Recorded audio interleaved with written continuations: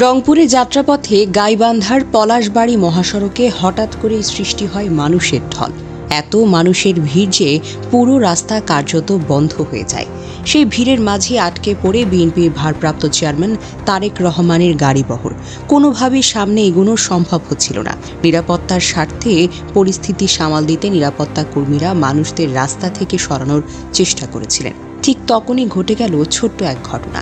তারেক রহমান বাসের ভেতর থেকে লক্ষ্য করেন ভিড়ের মধ্যে এক ব্যক্তি অস্বাভাবিক রকমের আবেগী। নিরাপত্তা কর্মীরা তাকে সরাতে চাইলেও সে কোনোভাবে সরতে চান না। লোকটার চোখে মুখে একটাই কথা, একবার নেতার সঙ্গে একটু কথা বলবো, একবার একটু দেখা করব। এই দৃশ্যটা তারেক রহমানের চোখ এড়ায়নি। তিনি নিরাপত্তা কর্মীর আড়ালে লুকিয়ে থাকেননি, কারো মাধ্যমে বার্তা পাঠাননি, বরং নিজেই বাস থেকে নেমে এলেন, ভিড়ের ভেতর ঢুকে পড়লেন। সেই সমর্থকের হাত নিজে ধরে নিয়ে এলেন গাড়ির কাছে।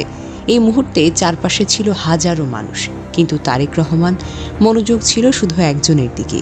কিন্তু তিনি তার সঙ্গে কথা বললেন, তার আবেগ শুনলেন, শেষে একটা সেলফিও তুললেন, যেন মানুষটা খালি হাতে বা ভাঙা মন নিয়ে না ফেরে।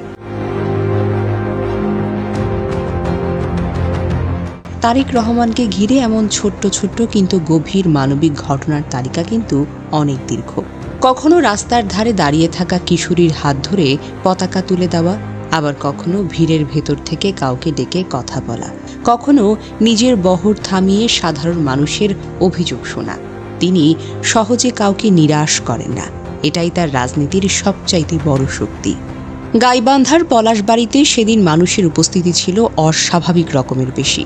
রাস্তার দুই পাশে, দোকানের সামনে, ছাদের উপর পর্যন্ত মানুষ। এটি শুধু নেতাকে এক নজর দেখার ভিড় নয়, এটা ছিল দীর্ঘদিনের জমে থাকা প্রত্যাশা, অবহেলিত মানুষের আবেগ, নিজের নেতাকে নিজের চোখে দেখব, এই রকমের তাগিদ। রাজনীতিতে বড় বক্তৃতা অনেকেই দেয়, বড় পোস্টার, বড় মঞ্চ অনেকের কাছেই আছে, কিন্তু ভিড়ের ভেতরে নেমে গিয়ে একজন মানুষের হাত ধরা, একজন সমর্থককে আলাদা করে সময় দেওয়া, এই কাজটা সবাই পারে না।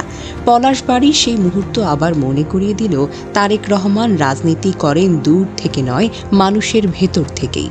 পলাশবাড়ি সেই মুহূর্তটি শুধু একটি যাত্রাপথের ঘটনা নয়, এটি তারেক রহমানের রাজনীতির ধরনকে স্পষ্ট করে দেয়। তিনি ভিড়কে ভয় পান না, মানুষের কাছে যেতে দ্বিধাবোধ করেন না।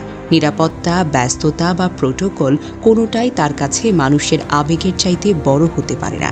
একজন সমর্থকের হাত ধরে ভিড় থেকে বের করে আনা, কথা বলা, সেলফি তোলা, এই ছোট ঘটনাগুলো তো তাকে সাধারণ মানুষের কাছে আলাদা করে তোলে। রাজনীতিতে বড় স্লোগান নয়, অনেক সময় একটা মুহূর্ত, একটা স্পষ্ট একটু আন্তরিকতা মানুষের মনে স্থায়ী জায়গা দেয়। পলাশবাড়িতে তারেক রহমান ঠিক সেটাই করেছেন। আর এ কারণেই তার যাত্রাপথ থেমে গেলেও মানুষের সঙ্গে তার সম্পর্ক থামল না, বরং আরও বেশি গভীর হলো।